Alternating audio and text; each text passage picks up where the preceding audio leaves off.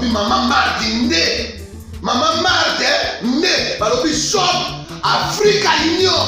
Ezoteka nyonso biloko ya wananini yo Congolais. Olingi ndeko na yo asalisa yo te. Mpona kolia na yo moko babondela yo. Mpona nzoto na yo baboya elengi. Mpo babondela yo. Balobi bio Africa Union. Ezoteka. Tutakola na basinois. Sino kolia pa ya sino kolia nini. Ndeko na yo ezoteka. Azoteka biloko ya mboka. Ya fresh. Bio na bio. Yo mama mbayo. Kuna monkanja izali. Balobi nzomo eyali. Nkuba baniwa. Balobi njenje ezali. Zakomba kanganya kwe mpoto ya mbise za. Balobi nyama ya botu ya bokombo to ezaga ne. Kala ngando ndengalani na basi. Oyebike na sutu.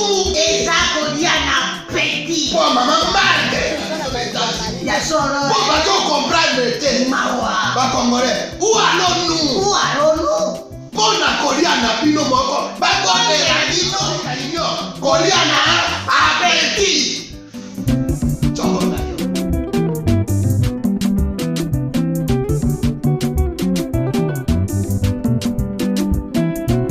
Mesdames et messieurs, c'est un plaisir de vous retrouver face à face à un nouveau numéro. Nous allons parler de la diaspora aujourd'hui. Oui, le regard de la diaspora par rapport à la politique congolaise, par rapport au système politique, au système de gouvernance, à la manière de répartir les richesses, à la manière de répartir la connaissance, sinon les connaissances. On en parle aujourd'hui avec Christian Kabasele, qui est consultant en droit humains internationaux et analyste politique. Il a un BA en criminologie. Donc, je crois que vous faites cette défense de droits de l'homme, on va dire. Des réfugiés, ceux qui n'ont pas de papier. Alors, vous devrez être certainement connu à Londres parce que c'est de là que vous venez. C'est d'où que vous venez, je veux dire. Bon, merci Christian pour l'opportunité. Vraiment, vous êtes très suivi à Londres. Merci. Et pour moi, c'est vraiment une joie d'être là devant face à face ou Congo Buzz. En tout cas, c'est un grand plaisir. Ben, en effet, on évolue là-bas et je crois que je laisse aux gens de Londres de témoigner mon influence. Alors, vous êtes, c'est vrai, on va dire londonien. Ben ouais, si on peut le dire. On peut le dire comme ça. Ouais. Et c'est depuis 92 que vous êtes parti de ce pays. 94 que je suis à Londres. Ouais. Ah, 94. Ouais, vous êtes parti du Congo depuis 92. Ouais. 92, de 92 chez nous. Ça fait 2 ans en Afrique du Sud. Ah, d'accord. Et de là, on a rejoint l'Angleterre. Ouais. Alors, ça va faire pratiquement près de 30 ans que vous n'êtes pas revenu au pays. Ouais, voilà. C'est quelle image que vous avez? Non, je dirais que l'image est décevante. Donc, je me dis, on a cru quand même qu'il y a eu du travail fait selon le boucan qu'on entend tout le temps dans les réseaux sociaux.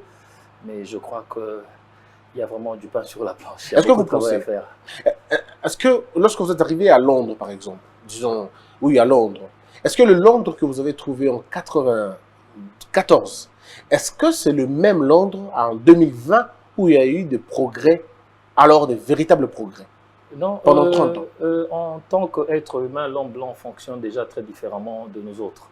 Ils ont des programmes qu'ils anticipent à 100 ans d'avance. Donc là, c'est vraiment les améliorations, c'est la révolution, c'est tous les jours en fait, les changements. Donc là, ce que nous appelons les merveilles, eux, ils ne sont pas satisfaits, ils sont tout le temps en train d'améliorer, tout le temps en train de changer les choses. On est vraiment différent dans le concept même de la gestion de la République. Est-ce que donc vous êtes le témoin d'un processus d'évolution à Londres de tous les jours? Tous les jours. Alors tous les jours. Et donc vous devenez analphabète presque tous les jours. Si vous n'apprenez pas, absolument. Ouais. Il y a des domaines, absolument. Il faut se recycler quasi chaque semaine, parce que vraiment ça change. Tous ceux-là qui sont dans le digital, qui sont dans le numérique. En tout cas, il faut. Un petit retard, vous devenez analphabète. Non, c'est fini. Vous êtes en retard, c'est fini. Vous avez perdu de vitesse. Et l'Afrique alors, le regard de l'Afrique? Non, est-ce qu'il y a des bons élèves? Non, je dirais que l'Afrique, je ne sais pas quelles ont été les clauses de la décolonisation. On sait voir déjà en passant, on ne peut pas directement condamner l'Afrique, mais l'Afrique est suffoquée. Et ce qui fait qu'on a des difficultés d'évoluer, même dans le contexte même de comment est-ce que nous faisons l'argent, comment est-ce que nous gérons nos minéraux, comment est-ce que nous les vendons. Je crois qu'il y a des blocages d'où l'Afrique doit faire un effort de se démarquer d'abord, parce que nous avons l'Asie qui fait déjà la différence. Ouais. Comment est-ce que l'Asie a fait pour se déchaîner?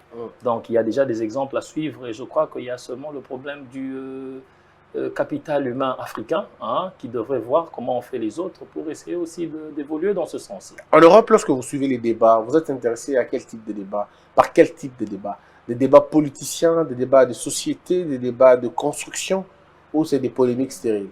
Non, je dirais que en Europe, on apprend tous les jours. Même par nos sorties au quotidien, vous apprenez. Mais moi, comme vous l'avez vu, là, j'ai fait une licence en criminologie, en droit criminel, et il y a un master en droit international, humain, et il y a bien de choses dedans. C'est-à-dire, on est vraiment dans la... Ici, je me présente comme étant sous la casaque des réformistes. Tu vois un peu, donc on peut bouger un peu, mais tout ce qui m'intéresse, c'est comment est-ce que nos amis là-bas ont fait pour changer leur république. C'est là où vraiment mon attention, je tire plus mon attention. Alors, la diaspora, quand vous suivez les vidéos ici au Congo, je parle des vidéos des Congolais, des émissions des Congolais, qu'est-ce qui vous attire le plus? On a comme l'impression que vous consommez beaucoup plus la crasse que des histoires constructives. Il n'y a qu'à regarder les vues des émissions. C'est vous qui donnez plus de vues parce que vous avez la possibilité d'avoir l'Internet. Et les émissions qui ont beaucoup plus de vues sont des émissions généralement terre-à-terre qui n'ont aucune portée scientifique. Mais ça a l'air de vous intéresser le plus en Europe là-bas. Non, je dirais... Il faut catégoriser la diaspora déjà pour commencer. Il y a une série qui est partie pour l'éducation et partant de 90, je dirais, il y a eu une nouvelle vague qui était l'exode économique. Hein. Les gens sont partis parce que la République n'a pas su prendre soin de ses citoyens. Donc les gens sont allés à la recherche de la survie. Donc notamment, il faut aussi comprendre que moi je suis né en 72. Et déjà à notre époque, il n'y avait plus que des bonnes écoles sur le boulevard du 30 juin. Athénée de Lingwala, Athénée de Lemba, Athénée de Njili, Athénée de Ngiringiri, tout était déjà foutu. Donc vous comprenez un peu, c'était quelle masse déjà qui avait un déficit.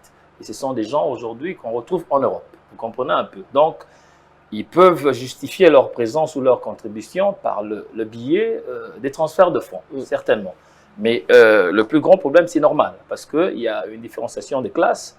Et il y a une bonne classe, je dois l'avouer, qui se retrouve dans ce genre de vidéos. Vous comprenez un peu, mais il y a aussi une autre qui ne se prononce pas, qui est aussi consciente et qui se recherche, et qui a ce désir vraiment ardent du grand retour dans son pays d'origine, comme nous autres. Quand vous parlez parce que vous avez parlé de réformistes, je voudrais savoir un peu, ceux qui vivent à l'étranger, quand on regarde la diaspora malienne, quand on regarde la diaspora béninoise, la diaspora togolaise, et même ivoirienne, on se rend compte qu'ils apportent beaucoup plus à leur pays en termes de réforme du système, en termes de réflexion, en termes d'idées, en termes d'imagination. On a comme l'impression que la diaspora congolaise, en dehors de l'argent, vous n'en voyez plus rien d'autre en tout cas. Bon, je dirais qu'il y a un problème de statistiques sur ce point parce qu'on ne sait pas quantifier. La République n'a pas un département qui peut numériser ou digitaliser ce que font la diaspora, mais je dirais quand même qu'il y a beaucoup de gens qui se sont investis dans l'immobilier, dans le transport et consorts. Mais l'étalon, je dois revenir vers ta pensée, je parlerai plus d'ailleurs même de la diaspora marocaine, de la Belgique qui est analphabète, mais qui a construit la ville d'Agadir. Mais le plus gros problème, c'est lequel? Il y a des canaux. Il y a le gouvernement qui tient absolument à faire un partenariat avec les leurs, hein, de manière à ouvrir des avenues pour que ces gens-là viennent contribuer dans l'édifice. Maintenant, le problème avec nous autres, c'est lequel? Quand tu me parles de la diaspora malienne, sénégalaise, marocaine, ils sont musulmans. C'est de là que part la différence. Dans l'islam, c'est déjà une culture, c'est une armée, c'est une école, et voilà. Donc, ils s'organisent déjà en communauté en partant du soubassement de la religion. Vous comprenez un peu? Donc, facilement, ils savent se mettre ensemble en communauté et décider d'un petit projet ou 2, 3, 4 et mettre l'argent ensemble. Maintenant, nous, le sérieux problème que nous avons en tant que diaspora, la communauté n'a pas de soubassement.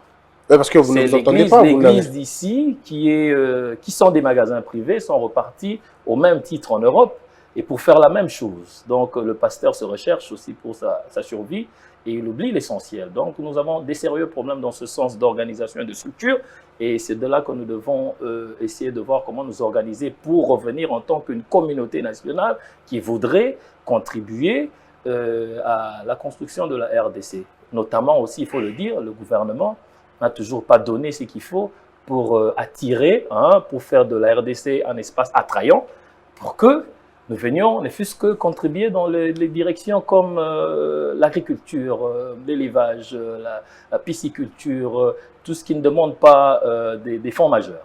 Ce qui est bizarre, c'est que, à la limite, c'est finalement vous qui dirigez le pays. Depuis la nuit des temps, Kabila s'est fait entourer, entre guillemets, des Banapoto, et vous le savez très bien, ces gens-là ont des familles là-bas.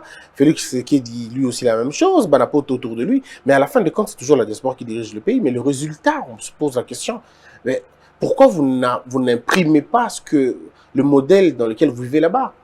Bon, je dirais il y a un conflit et justement, je suis venu pour ça parce que je crois avoir suivi mon homo Christian par nombreuses fois en train de vilipender la diaspora. Qui? Non, Christian Bossembe.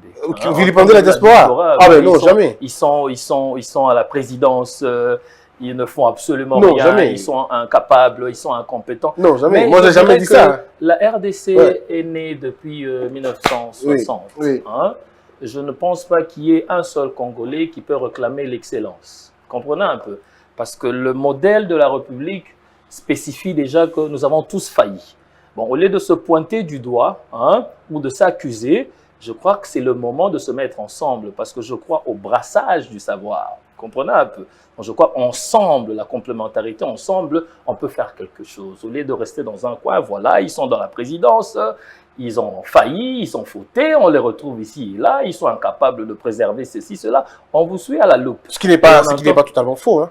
Ce qui n'est pas totalement faux. C'est ce que je disais. Ça peut ne pas être faux, mais je dis le contraire aussi n'a pas amélioré la République. Vous comprenez un peu? Alors, donc même les locaux n'ont pas prouvé. Les locaux ont beaucoup plus de raisons de ne pas réussir. Les locaux ont beaucoup plus de raisons de ne pas réussir. Donc, voilà, ils vont dire qu'ils n'ont jamais vu un modèle. Mais vous n'avez pas de raison d'échouer. Parce que vous avez vécu pendant 30 ans, pendant 15 ans, pendant 20 ans avec ceux qui ont réussi. Vous avez le modèle de réussite. Et donc, quand vous venez au plus haut sommet, et que l'on se rend compte que c'est plutôt la blague, c'est plutôt la drague, vous êtes beaucoup plus présent dans des boîtes de nuit, moins dans des centres de réflexion, moins dans les centres culturels, alors on se pose des questions finalement, c'est quoi? Nous apprécions ce que fait Christian Bossembe, qui est la plus grande raison, et la première personne que j'ai appelée ici quand je suis arrivé, c'est Monsieur Christian. Dommage que je suis tombé très malade, m'a encore recherché le réseau. Mais je voulais simplement dire, Christian, l'expertise ou l'expérience n'est pas héréditaire ou n'est pas innée.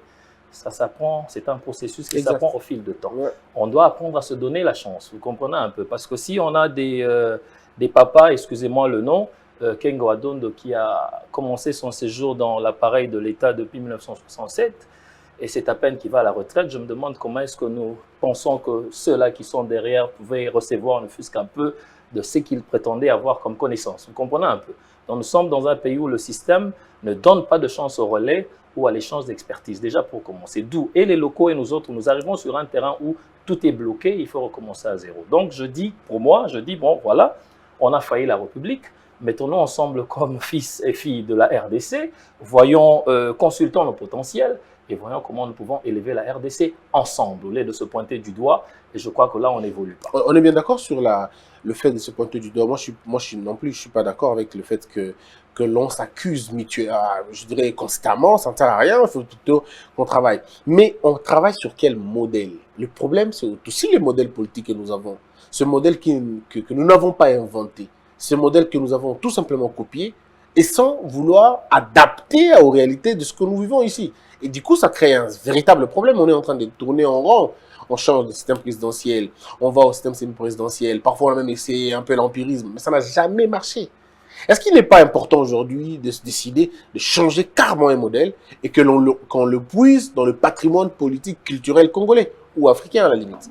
Non, je dirais une des raisons que je suis ici, c'est justement pour se rassurer que nous respectons les termes.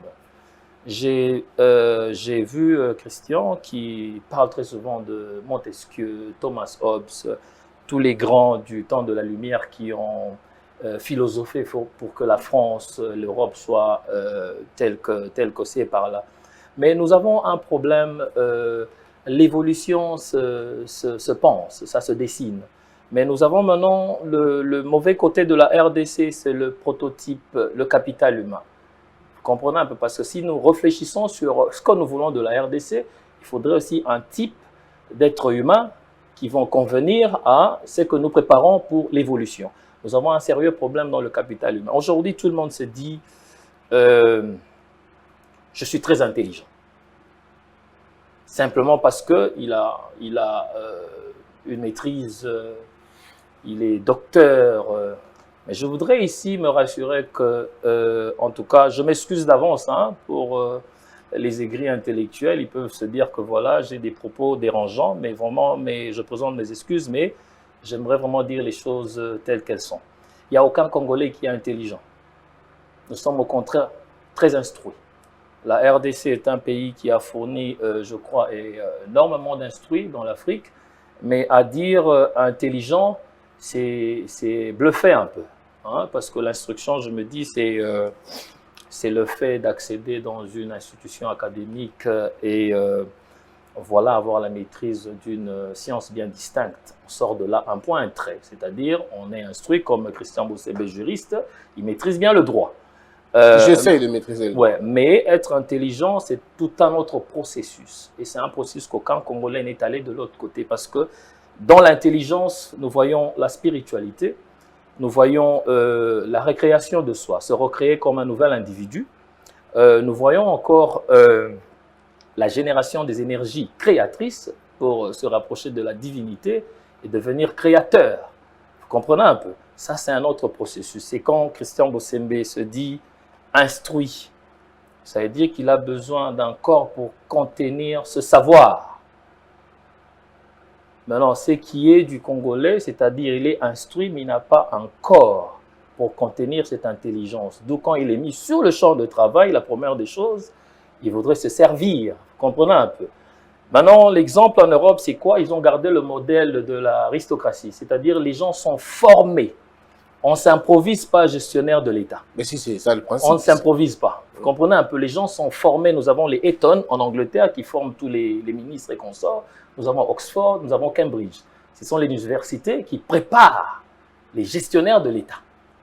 Mais maintenant, le problème ici... En France, vous avez l'ENA. Voilà. Aux États-Unis, il y a la voilà. Il y a beaucoup de choses. Ce sont des gens qui sont préparés à gérer le patrimoine commun.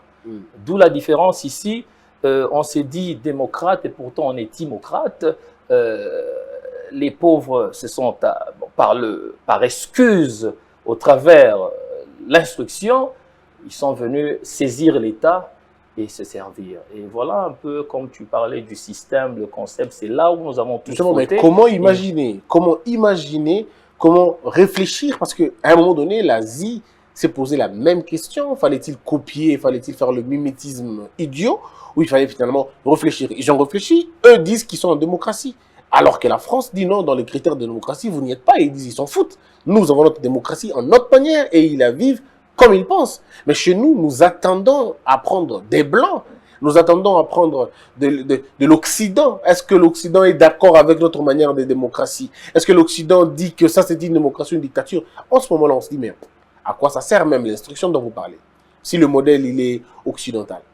Non, je dirais, parce que nous sommes souscrits dans la charte de l'ONU pour bien des choses.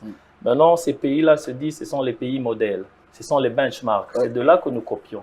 Mais copier, ça ne veut pas dire prendre le tout et venir déposer ici. Nous devons aussi évaluer qui nous sommes, ce que nous sommes et comment est-ce que nous pouvons adapter, voilà le mot, adapter certaines techniques, certains systèmes là-bas et les aménager ici. Le seul problème ici, c'est que ce n'est pas le système des Blancs, mais c'est le citoyen congolais le problème. Oui, qui est lui le produit de ce système. Ouais, non, parce que lui, il refuse de respecter la science. Quand par exemple, je te dis ici, nous sommes au Congo, nous avons une démocratie à 700 partis politiques. Je te dis tout de suite que je n'ai jamais été à l'école. Mais comment est-ce qu'on fait avec une démocratie à 700 partis politiques? Bon, fouillons un peu dans la science. Ça n'existe pas. Si, mais nous sommes là en train de traînailler, tournoyer et faciliter des débats qui n'aménagent pas l'élévation. Oui, mais 700 partis politiques, le problème à quel niveau? Le nombre de partis ou le fonctionnement de ces partis-là? Non, c'est d'abord qu'est-ce qui se passe dans cette dite démocratie? C'est les idéaux. Comprenez un peu, il n'y en a que 5. La gauche, la droite, le centre, les indépendants et les écologistes. Nous avons un souci d'unité ici. Et si on tentait l'unité par la démocratie, par les idéaux? comme moi et Christian de l'Équateur, moi je suis entre le Katanga et le Kasaï, on ne va pas se retrouver par les voies des proximités. On va se retrouver par l'idéal. Donc moi et Christian, on peut facilement collaborer sans amener les obédiences et les tendances, mais par le touchement de l'idéal. Vous comprenez un peu. Là, vous parlez comme un blanc. Ouais. Non, par l'idéal, mais c'est ce qu'il faut faire. Les 5 éléments que vous citez, vous parlez comme un blanc. Parce que moi, je vous dirais que le centre n'existe pas en politique. Pour les raisons du respect de la science, parce qu'on doit avancer. C'est pourquoi nous voulons un Parlement conséquent et responsable, de manière à ce que voter loi, qui vote des lois qui nous aident à avancer. Mais quelle loi? Un peu. Non, comme par exemple pour moi aujourd'hui, je dirais, il faut se sacrifier. Le mot-clé ici, c'est le sacrifice. Oui. Si la France aujourd'hui se réjouit de sa démocratie, mais ce n'était pas au lendemain de la Révolution française. Il y a eu 100 ans de gap où la France était en train de se rassurer qu'ils sont en train de créer un spécimen des citoyens qui convient à ce qu'ils voulaient, au dessein même de la démocratie française. Vous comprenez un peu? Donc on doit partir de là. C'est ce que je dis. On ne va pas inventer la roue.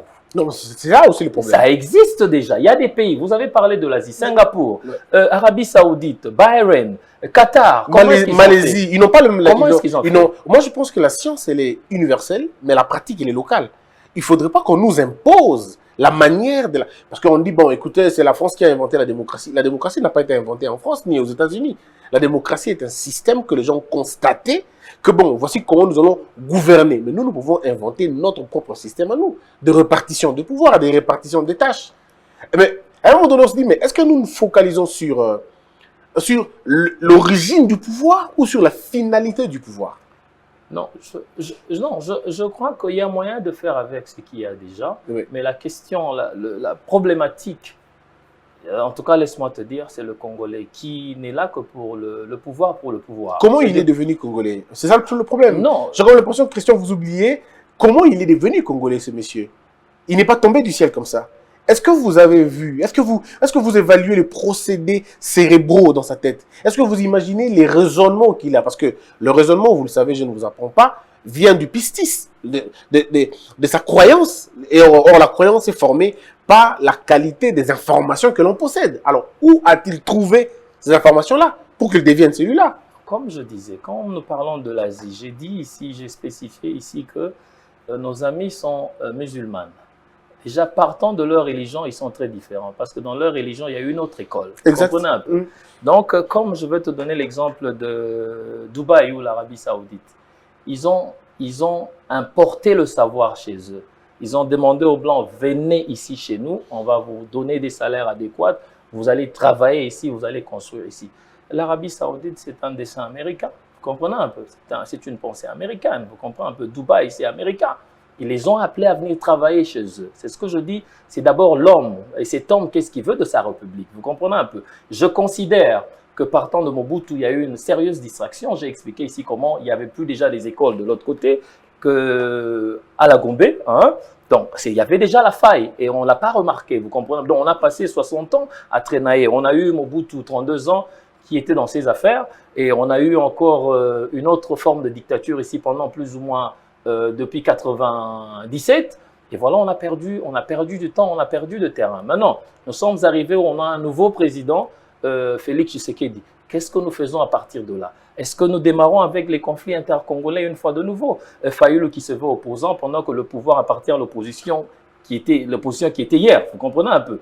Parce qu'on va partir dans les débats où on doit se mettre ensemble maintenant, dessiner, penser et réfléchir sur ce que nous voulons du Congo du lendemain. Parce que la mission des intellectuels, quand on dit les gens comme les Congolais se disent « je suis très intelligent », mais là où vivent les intelligents, la ville n'est pas comme ça. La ville est intelligente aussi. Et là où vivent les gens intelligents, les gens ne commandent pas comme je vois ici. Mais il y a un souci, Christian. Un homme intelligent, je termine, un homme intelligent est humaniste. Donc, il ne peut pas se retrouver en train de construire cet étage et en bas, les gens ne mangent pas. C'est un danger de l'autre côté. Les riches veulent qu'il y ait la paix sanitaire, la paix... Donc, ils voudraient que tout le monde soit à l'aise pour qu'ils se rejuste de ses crashs. Très bien, mais ça, c'est un idéal. C'est un idéal que l'on devrait poursuivre. Machiavel, par exemple, dans son livre Le Prince, il estime que ça, c'est des idées. Il dit au prince, évitez de rêver. Le réalisme ou le pragmatisme politique voudrait que l'on puisse réfléchir en fonction de ce qui existe. Par exemple, ce que vous dites de l'intelligence, je voudrais vous dire qu'il y a une différence entre posséder l'intelligence et le mettre en pratique. Il y a aujourd'hui deux classes, on va dire. Ceux qui gouvernent, qui forment cette classe je permettez l'expression, la copinocratie, c'est des copains, des amis qui sont entendus et tout ça, ils sont là. Et de l'autre côté, vous avez une sorte d'exclusion de ceux qui connaissent. Au Congo, ceux qui connaissent regardent. Ceux qui connaissent n'ont pas accès à la gestion du pouvoir. Ils ne peuvent pas. Ils sont soit clochardisés, soit exilés, soit terrorisés.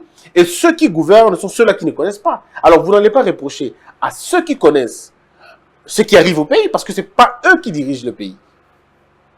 Bon, je comprends. Il y a quelque chose à soutirer dans ce que vous dites, mais moi je dis nous sommes au point mort. Ouais. Ok? On arrête tout. On se met ensemble, on réfléchit et on donne la chance, on va par la méritocratie, on donne la chance à ceux-là qui peuvent, mais je crois au brassage d'intelligence. Mais vous savez que c'est un idéal, ça ne marchera pas. Pourquoi vous n'allez pas droit au but et dire au président Félix Tshisekedi casser le système, commencer autrement? J'y arrivais. Okay. Il faut justement des bons penseurs comme Christian devant moi. Merci si vous pour pensez. Aider le président à comprendre les choses de la manière qu'il se doit. Parce qu'il faut tirer droit au but. La mission n'est pas celle de satisfaire des individus. La mission est celle de faire de l'État une institution très, très, très forte. Parce que si l'État est fort, les humains seront forts. Quand l'État est faible, les humains sont hyper faibles. Et clochardisés comme tu utilises ton mot. Tu vois un peu. Donc moi, je me dis, nous devons nous arrêter. Les consultations, comme je l'ai dit dans une de vos si belles plateformes, je disais que c'est vraiment une manœuvre très intelligente parce que c'est vraiment la fine ligne qui sépare l'autocratie à la démocratie. Hein. Donc, c'est vrai, le président avait déjà des idées préconçues, mais pour ne pas se présenter comme un autocrate, il fallait légitimer sa démarche, justement, il faut consulter et puis sortir quelque chose qui va quand même toucher à 70 à 80% les besoins de toutes les couches de la société. C'est une bonne initiative. Mais partant de là, nous devons décoller. On doit vraiment dire que le Congo vaut plus que tous. On doit tous œuvrer pour élever la RDC. C'est le cas des pays d'Asie. Mais eux, partant du soubassement de la religion. Déjà, partant de la religion, il y a une forme d'énergie, il y a cet engouement-là que nous voulons de nos républiques, des républiques décentes. Vous comprenez un peu? Maintenant, ici, c'est ça le problème. Nous voulons plus des gens qui veulent vivre aisés. Et je disais même, écoutez, il faut descendre tous ces gens que je vois dans les jeeps fumés. Il faut que les gens arrêtent de porter les cravates. On doit aller dans les champs. Hein, quand nous parlons de la révolution chinoise, nous voyons la politique de la terre verte qui était celle de Mao Tse-tung. Donc tout le monde devait retrousser les manches et se retrouver dans les champs pour justement travailler et élever les nations. Aujourd'hui, la Chine bouffe des fruits de Mao Tse-tung. On a besoin des révolutionnaires, des réformistes du genre. Donc on doit aller vraiment avec des mesures drastiques qui font mal, mais il faut passer par là. Comme par exemple, je termine, comme par exemple, j'ai vu un peu la manière de conduire ici. C'est-à-dire que chaque fois que tu sors dans les rues de Kinshasa, tu risques plus ou moins 20 fois ta vie.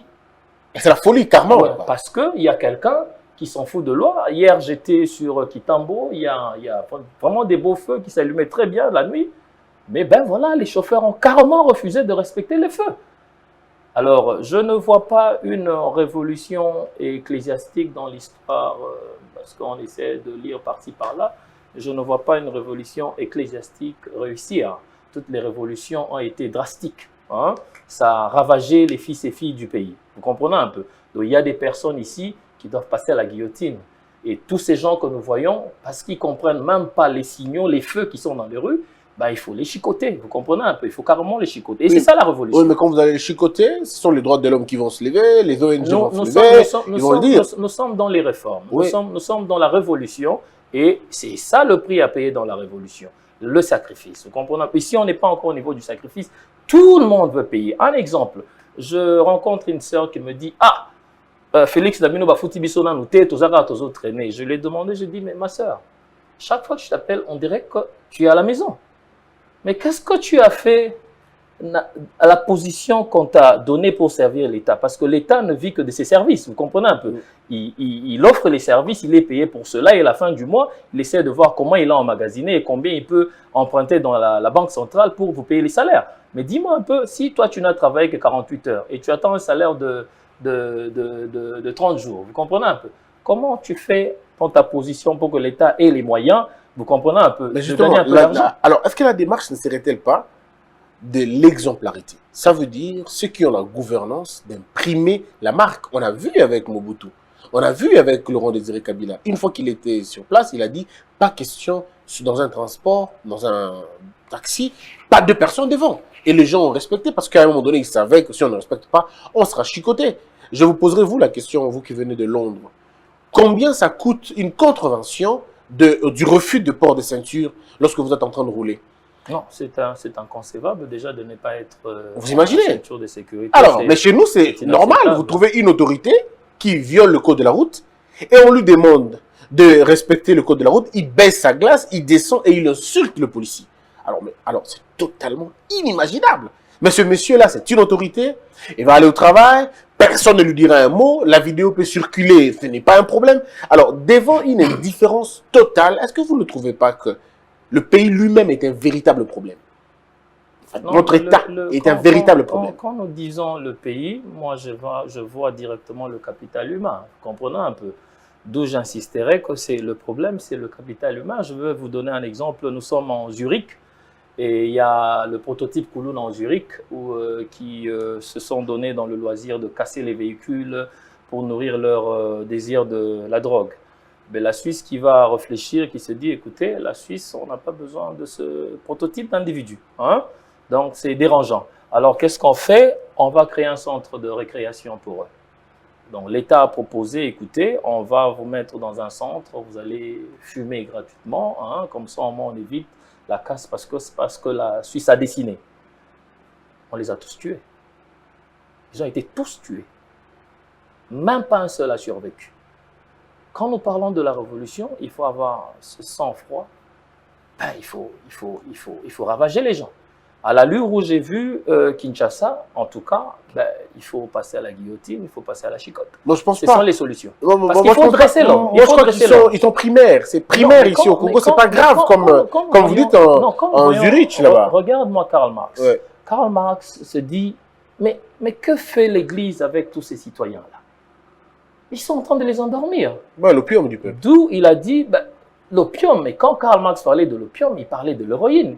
Il s'est dit, mais attendez, mais on doit construire ces nations, on doit construire ces républiques, mais on a besoin de ces individus-là.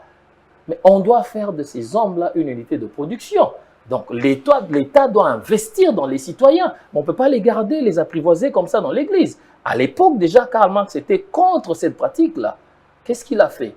Il a vilipendé l'Église. Et sa pensée a payé aujourd'hui.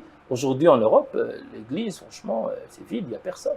Vous comprenez un peu comme il y a des indices comme en Allemagne, on te dira que l'Allemagne est à 82% chrétien. Ça, c'est un code pour eux, pour se dire que je suis allemand, il faut appartenir à cette église-là. Mais quand vous revenez en pratique, les indices descendent directement à 8%. Il n'y a personne à l'église. Vous comprenez un peu? Donc, ils ont un peu renversé les choses. Donc, il faut pousser. Plus de gens au travail qu'à l'église. Oui, non, l'église, en pratique, les gens ne sont pas là. Chez nous, on vend les églises. Vous comprenez un peu? Il n'y a plus de temps pour ça. C'est le travail, c'est un week-end où on se dit, bon, j'ai une famille, je dois m'occuper de ma famille et on doit évoluer. Donc, il faut donner du travail, c'est vrai, mais je dis, comme je l'ai dit tout à l'heure, le capital humain est le véritable problème de la RDC. Mais il faut investir dans le capital humain. Justement. Notre budget d'enseignement, vous avez l'idée, c'est pratiquement moins de 10%. Et on raconte du n'importe quoi dans cette histoire. Regardez les écoles là où les enfants vivent. Qui enseigne nos enfants? Ils enseignent quoi? Donc, les véritables problèmes, c'est d'abord, quand vous dites le cerveau, moi je parle de cerveau, je dis, qui enseigne nos cerveaux? Qu'est-ce qu'on enseigne à nos cerveaux? Et où sont enseignés nos cerveaux? Vous allez vous rendre compte que c'est de la catastrophe. Non, je vais absolument agréer. Comme je l'ai dit, nous sommes au temps de la réforme. Je vois que tout le monde est vraiment dans le souci de voir la RDC évoluer. Et le peu qui comprennent, nous qui déclarions détenir une certaine instruction, nous devons aider les autres. Comme aujourd'hui, je me dis, nous parlerons d'Abraham Lincoln, le pouvoir du peuple par le peuple pour le peuple. J'irai par Thomas Hobbes où je me dis, il y a un contrat entre l'État et les humains. Ça veut dire nous avons cédé notre autonomie à un collège de dirigeants, mais ce n'est pas un gâteau.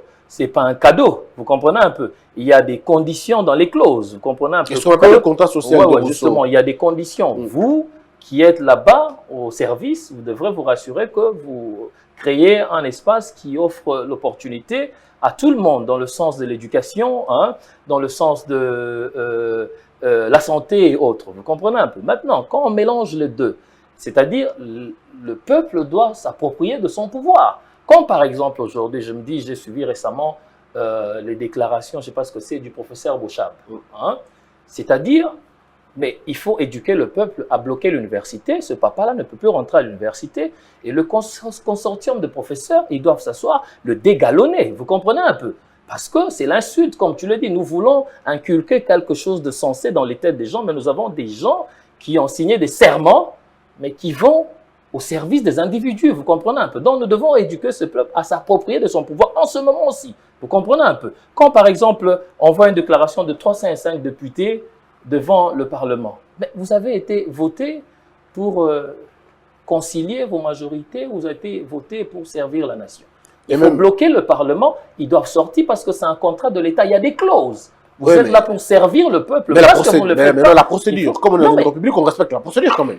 Le pouvoir du peuple par le peuple pour le peuple. Oui, mais alors... S'ils vont à l'encontre, le peuple doit réclamer son pouvoir. Si le peuple se met devant le palais du peuple pendant 3-4 jours, le président doit venir trancher. Mais ce peuple ne le fera pas, vous le savez très bien, Christian. Oui, mais c'est pourquoi je dis... Ils sont allés aux lois de Sakata Minaku. Ils sont allés en 2015 avec encore une fois de plus le célèbre professeur Bouchab, où il y a eu des morts, vous comprenez un peu. Ils sont allés, on doit les éduquer à s'approprier de leur pouvoir. Et c'est par là que, parce que les dirigeants n'ont pas compris qu'ils doivent être humanistes, c'est une vocation. La politique, ce n'est pas, comme les gens se disent, une carrière. Non, on parle de la carrière politique à la fin des services, parce que vous avez un bilan positif à présenter, vous comprenez un peu. Vous, un politicien, c'est quasiment comme un prêtre, vous comprenez un peu. Vous veillez sur la République. Mais parce que ces gens-là ne comprennent pas ce sens, mais le peuple doit les aider. Vous comprenez un peu?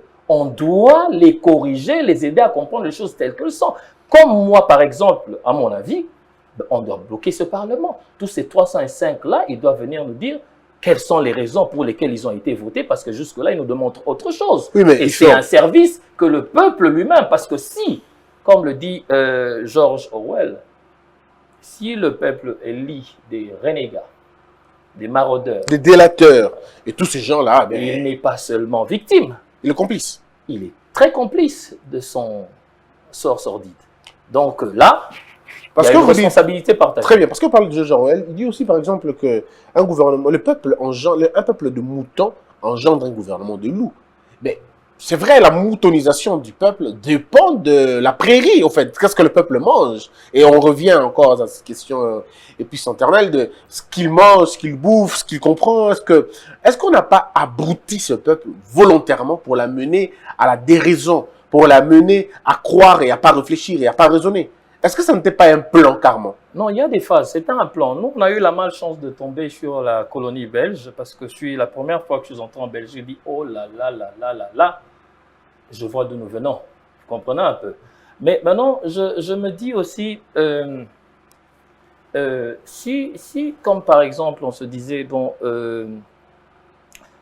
focalisons notre énergie à dessiner les citoyens. Parce que Thomas Hobbes, quand vous voyez tous ces gens-là, nous rentrons au temps de la lumière, nous voyons les 1800 et consorts, il se dit qu'à l'époque des royaumes, ben, c'était des guerres bêtes, vous comprenez un peu. Il y a XY qui est par là, qui voudrait aller traverser jusqu'en Turquie pour des raisons que personne ne connaît. Il s'est dit que c'était l'époque de l'homme animal, vous comprenez un peu. Mais quand ils ont amené cette philosophie, c'était justement pour renverser, sortir l'homme de cette fréquence-là et faire de l'homme, au lieu de faire de l'homme un loup pour l'homme, faire d'un homme un Dieu pour l'homme, c'est-à-dire un homme qui vient servir les hommes, vous comprenez un peu. Mais c'est une formation spirituelle, comme je dis. On est instruit, mais on n'est pas encore passé de l'autre côté. Parce qu'un instruit, il a besoin d'un corps sain pour contenir ce savoir. Il a besoin des facultés comme l'humanisme pour comprendre que je ne suis pas là pour me servir. Vous comprenez un peu? Bien que je serai rémunéré de manière un peu majorée par rapport aux autres. Mais, et voilà. Donc, c'est-à-dire, jusqu'à ce point, quand nous rentrons vers Thomas Hobbes, nous sommes des loups pour les hommes. Oui. Nous dévorons les hommes, vous comprenez un Oui. peu? Parce que quand on n'arrive pas à créer une société balancée ne fût-ce qu'à 60%, nous sommes des loups. Mais par ailleurs, en Europe, ou encore moins en Asie, les hommes sont déjà des dieux pour les hommes, parce qu'ils font un effort pour que la richesse soit partagée jusqu'au plus petit. Vous comprenez un peu? L'homme politique congolais est-il un loup pour... C'est un loup. Oui, c'est un loup, c'est vrai. Mais ce loup-là a grandi. Ce loup, je crois qu'il s'est alimenté de la peur des gens.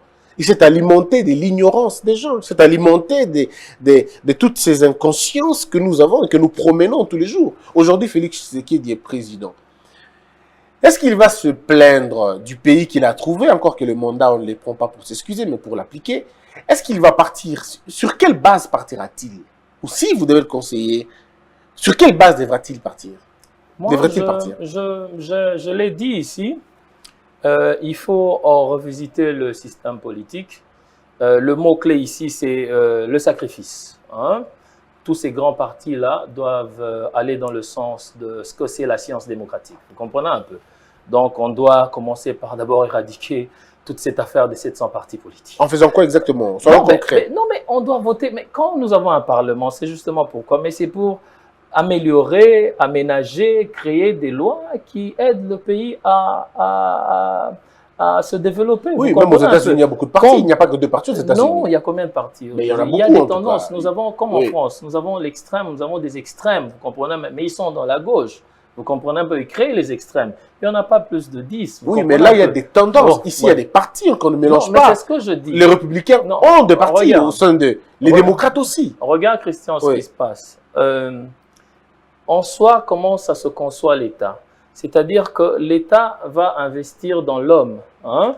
Et l'homme, en retour, va venir redonner à l'État un peu d'énergie, mais par des tuyaux. Entre autres, les partis politiques. Les partis politiques doivent appartenir à l'État, dans un sens, vous comprenez un peu. Ça ne peut pas être de magasins privés, parce que dans ce sens-là, c'est là où nous tuons même le système. Parce que les gens viennent saisir l'État, bloquer l'État et soutirer. Par ailleurs, l'État doit être le plus voyou de tous, vous comprenez un peu. Chez nous, là-bas, l'État, c'est un gros problème, vous comprenez, parce que l'État, c'est le véritable gangster. Alors maintenant, qu'est-ce qu'il faut faire? Il faut redonner à l'État la vie. Et pour redonner à l'État la vie, il faut revenir dans le système, tu comprends un peu. Donc, on ne peut pas avoir 700 partis politiques, c'est une incompatibilité démocratique que les gens qui ont beaucoup étudié viennent me contredire, tu comprends? Non, justement, donc, le problème c'est, est-ce que vous ne confondez pas les partis politiques au courant politique? C'est vrai que je suis d'accord avec toi, on n'a pas de courant politique dans ce pays, il y a plutôt je dis, pour être plus clair et pas trop percé dans la science, je dis seulement que le mot-clé, c'est le sacrifice. Hein? On doit, si on aime cette république, parce que quand nous allons de l'autre côté, vous voyez que ces gens-là aiment leur république. Comme à ce sujet, la situation que nous passons aujourd'hui, de l'autre côté, tout le monde va déposer ses obédiences parce que c'est l'intérêt commun qui prime d'abord, c'est le pays qui prime et on doit trouver des solutions ensemble pour se surpasser et remonter la pente. Vous comprenez un peu? Dans le mot-clé, je répète, c'est le sacrifice. Oui, mais le sacrifice, c'est une idéologie. Parti politique, tant mieux, appelez-les comme vous le voulez. Je dis seulement qu'on doit revenir dans la science, on doit éradiquer tous ces partis politiques. C'est une incompatibilité et c'est dérangeant. On ne peut pas mettre 700 têtes, vous comprenez un peu? Parce qu'en soi, les partis doivent œuvrer comme des institutions. Vous comprenez un peu? Oui, là, ce sont des magasins privés. Au Congo, le parti est un fait privé, effectivement. C'est la loi qui le dit. La loi dit que les partis politiques sont des faits privés. Comme tu me l'as dit, je dirais tout de suite, ne confondons pas le multipartisme à la démocratie. Vous comprenez un peu? Donc, on va entrer dans les termes jusqu'au petit matin, on ne va pas trouver. Mais pour simplifier les choses, nous sommes réformistes, nous voulons donner une pensée fraîche au président de la République pour qu'il agisse. Il faut se sacrifier. Le mot-clé, c'est le sacrifice. Il faut tuer tous les 700 partis. Il faut les éradiquer. Que dites-vous de la liberté d'expression au Congo? Non, je dirais qu'il y a amélioration, parce qu'on a eu à côtoyer les gens comparativement au pouvoir précédent. Il y a amélioration, je dirais. Donc, il y a quasiment pas de prisonniers politiques. Pour si, il y a maintenant un qui s'est déclaré. Oui. Barnabé, il a attenté à la sécurité de l'État. Donc, c'est vraiment autre chose. Donc, ne confondons pas le libertinage et les libertés d'opinion. Donc, il faut vraiment qu'on reste dans les fines lignes là qui nous séparent. Lui, il est allé vraiment ailleurs, il est empiété vraiment sur l'esprit même du concept du respect de l'État. Est-ce qu'en Angleterre, ça se dit, ce que Barnabé a dit ici? Nous avons un cas en France. Il y a un gars qui a dit qu'il faut mettre la balle dans la tête de Sarkozy. Ben, il a été arrêté. Il a été arrêté, il a été condamné à 3 mois de prison. Mais ici, c'est 3 ans de prison. Comme je disais, la démocratie, elle va aussi de part avec la culture. Hein. Vous comprenez un peu, dans la démocratie, un peu de défaillance dans ce sens-là. Il y a toujours une petite dose de dictat. Hein. Donc, c'est la RDC. Mais il ne s'agit pas... En fait, en Europe, il faut le dire, il faut reclasser les choses. En Europe, le monsieur a simplement dit qu'il fallait attenter à la vie du président de la République. Il n'y a pas eu cumul d'infractions. Mais chez nous, ce n'est pas le cas. Chez nous, Barnabé a été reconnu, non seulement qu'il a proféré des insultes et tout ça, mais là, il y a eu aussi ce qu'on... Malheureusement, ici chez nous, on appelle ça offense au chef de l'État, qui n'existe pas dans certains pays qui se disent démocratiques.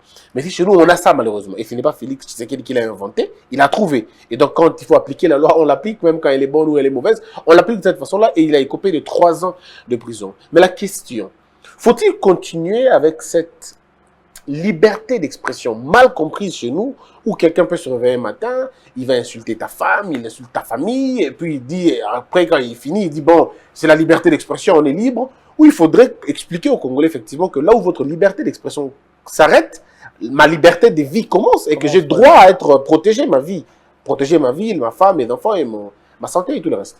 Non, là, je reçois les informations d'un juriste qui pouvait certainement bien éclairer l'opinion. Vous l'êtes aussi. Mais ce que je voulais dire, c'est que nous avons un travail. Il faut éduquer la masse, il faut éduquer l'opinion. Vous comprenez un peu? Parce que comme je disais, il y a des fines lignes qui séparent certaines choses. Comme je disais, ne confond pas le libertinage et la liberté. Et les libertés d'expression, vous comprenez un peu. Comme là, le cas de Barnabé, il est dans le libertinage. Vous comprenez un peu, il n'est pas dans les libertés d'expression. Un peu dans les excès. Il faut de temps en temps mettre les moyens pour éduquer la masse, parce qu'il faut que les gens comprennent. Parce qu'aujourd'hui, je dirais, la démocratie devient un échappatoire, une excuse, hein, pour que les gens se mettent devant des podiums et lâcher des balivernes. Vous comprenez un peu. Qu'en soit, le débat doit être un débat constructif, objectif et qui a une vision, un objectif qui est l'élévation. Vous comprenez un peu. Quand nous avons parlé dans la démocratie, les idéaux, c'est justement parce qu'il y a conflit, accident d'idées, hein, pour que là ressorte la lumière. Vous comprenez un peu. En ce moment-ci, ce sont des militants qui passent à la télévision au nom de la démocratie. Ils sont dans le vagabondage politique, ils sont vraiment à côté. Quand facilement on peut les... Voilà. Quand Chadari dit par exemple, si vous ne libérez pas telle personne, nous allons paralyser l'État. Est-ce que vous pensez que là, il exerce sa liberté d'expression ou c'est une menace contre l'institution judiciaire, contre, je veux dire, à la limite, une profanation de notre système même de... Donc, je crois que sur ce point-là, je dirais que, permettez-moi, Chadari, c'est un analphabète politique. C'est pas possible. C'est très possible parce que à son niveau, je crois qu'il doit être très regardant de ses vocabulaires. Et ça s'appelle le vagabondage politique et c'est condamnable. Et donc, il est analphabète politique. Absolument, parce que les vocabulaires usés ne sont pas regardants des respects des uns et des autres. Nous sommes dans la politique qui doit élever la nation et non faire des individus des rois. Donc déjà, le concept, même comment est-ce que nous comprenons la politique en RDC, c'est déjà une défaillance. Vous comprenez un peu, les gens sont en train d'œuvrer pour satisfaire des individus. Et pourtant, comme je l'ai dit, il faut faire de l'État une institution forte. Parce que si l'État est fort, ça transcende jusqu'au dernier citoyen. Comment trouvez-vous la chanson de Tchalamouana? Non, Tchalamouana, c'est comme je disais, voilà des débats inutiles sur la scène politique pendant qu'on a le souci d'élever la nation. On vient parler de Tchalamouana, vous comprenez un peu. Pour moi, c'est inconcevable, vous comprenez un peu. On n'a pas le temps pour ça, mais toutefois, elle a raison. Le vrai ingrat, mais c'est son chef à elle. Il est venu comment en RDC?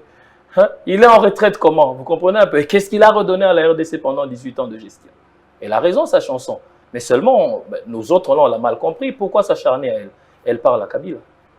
Ah, donc ce n'est pas à Félix qu'elle parle? Non, elle parle à Kabila, mais l'ingratitude, mais Kabila est arrivé comment? Il est où? Il est à quel niveau? Il a redonné quoi aux Congolais? C'est une banalité, je reprends seulement pour aider l'opinion à voir un peu plus clair. Vous comprenez un peu? Parce qu'on a toujours tendance à aller vite dans les bêtises. Vous comprenez un peu? Mais elle a raison, elle a chanté pour Kabila. Aujourd'hui, si on doit changer les choses, si Félix Tshisekedi doit sortir des consultations, selon vous, qu'est-ce qu'il doit dire aux Congolais? Comment doit-il s'y prendre? Non, je crois que le moment est très mal donné à ce moment parce que les attentes ne lui donnent pas d'espace. Vous comprenez un peu? J'aurais dit peut-être que s'il y avait un peu de calme, le président n'est pas un combattant, hein? Le président n'est pas un résistant, le président n'est pas un militant, c'est le père de la nation. Donc, il doit avoir un langage très regardant, hein, et très considérant des uns et des autres. Mais au niveau où nous sommes, s'il n'y a pas rupture, ne fût-ce qu'à 90%, ça va lui présenter comme un président faible. Donc, il est déjà parti sur une voie où il ne sait pas faire marche arrière. Mais j'aurais dit que le tout sera revu à la baisse. Vous comprenez un peu? Parce qu'il y a eu une volonté très délibérée, très manifeste de nos amis de refuser, de refuter que la République avance. Vous comprenez un peu? Par exemple, voilà une déclaration hier ou avant-hier de certains députés. Ils disent que c'était 305, mais quand on a compté, c'était 87. Tant mieux. Moi, ce qui compte pour moi, c'est une déclaration. Vous avez été élu par le peuple. Et voilà, vous sortez devant et vous vous présentez comme des individus au service des individus. Non, mais c'est de la majorité. Ils disent qu'ils ont la majorité parlementaire. Non, ils réitèrent leur loyauté à Kabila. La question de la gestion de la Respublica ne réside pas dans cette direction-là. Nous sommes au service de la nation. On a parlé d'Abraham Lincoln, on a parlé de Thomas Hobbes. Ce sont des contrats. Vous comprenez? Il y a des clauses à respecter. Là, ils ont été en dehors du contrat. Ils n'ont pas respecté les clauses. Donc, ce sont des députés. Il faut éduquer la masse. Ils doivent quitter ce Parlement, ils doivent démissionner. Donc vous soutenez le président à dissoudre l'Assemblée nationale? Je crois que si nous avions les moyens et à comprendre comment les gens sont en train de tergiverser, je crois que ça aurait été une bonne décision. Mais moi, je me dis, à l'allure où vont les choses, il n'y a aucun besoin d'aller chipoter dans cet émissaire-là parce qu'elle ne donnera absolument rien.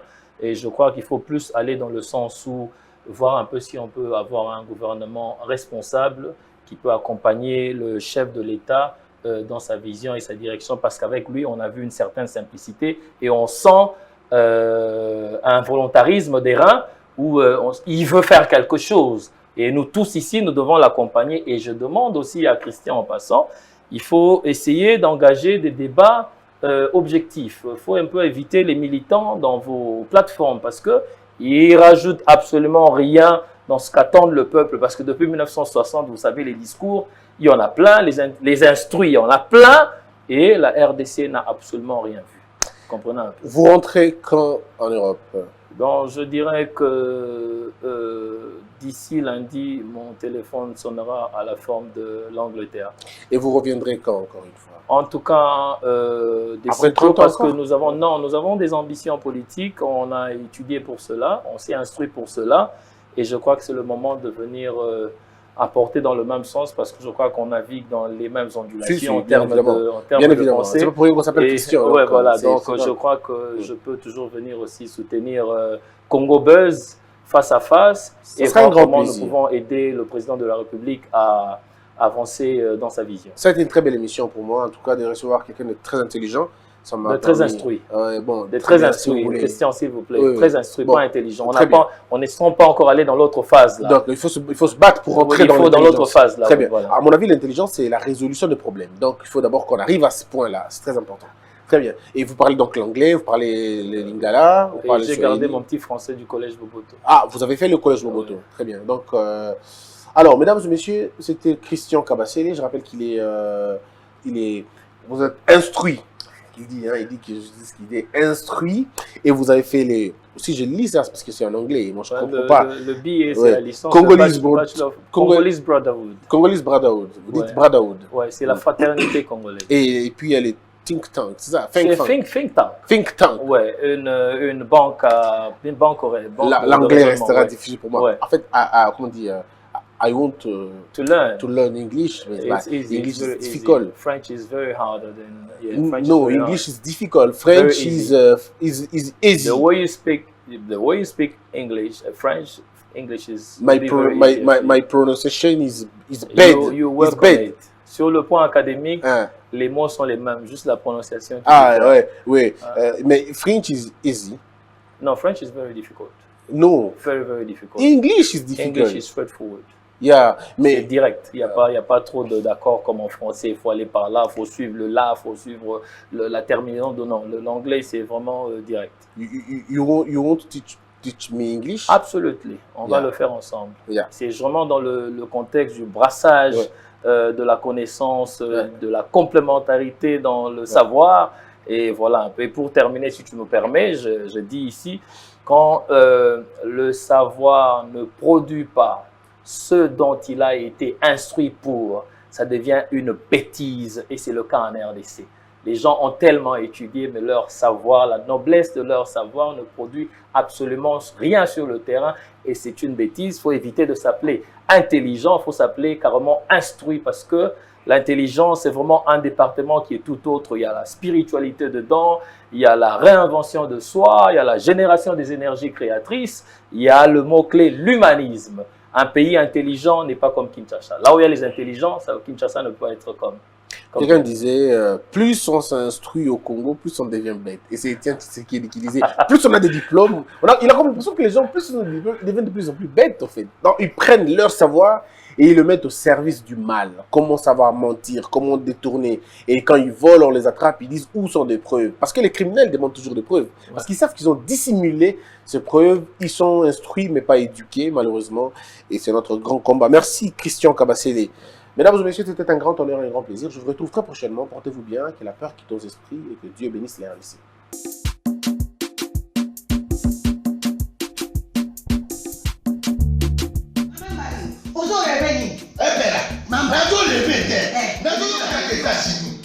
Plus précisément la carte de Washington. Maman Martin Maman Martin balobi shop Africa Union. Ezoteka nyonso biloko ya wananini yo Congolais. Olingi ndeko na yo asalisa yo te. Mpona kolia na yo moko babondela yo. Mpona nzoto na yo baboya elengi. Mpo babondela yo balobi bio Africa Union. Ezoteka tutakola na basinois sino kolia pa ya sino kolia nini. Ndeko na yo azoteka azoteka biloko ya mboka ya fresh ya bio na bio sio mama mbayo kuna monkanja izali balobi nzomo eyali enkuba baliwa balobi enjenje ezali zakomba kanganya mpoto ya mbisi balobi nyama ya botu ya mokombo to ezaga te kala ngando ndengalali na basi oyebi ke na sutu ezakolia na peti po mama mande ya solo po bato comprendre te mawa bakongolais ualonu mpona kolia na bino moko bakondela bino kolia na apeti nzongo na yo.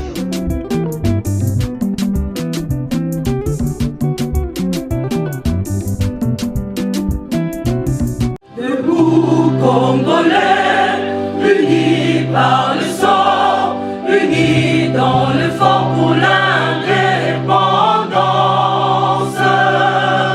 Tuile aux hommes, ces zombies noirs, daimana shido tweneleye, na kimya pana piko, na mosala, totonga mboka koleka kitoko, na kimya pana Kongo, toyembani, loyembo londene ya lisa.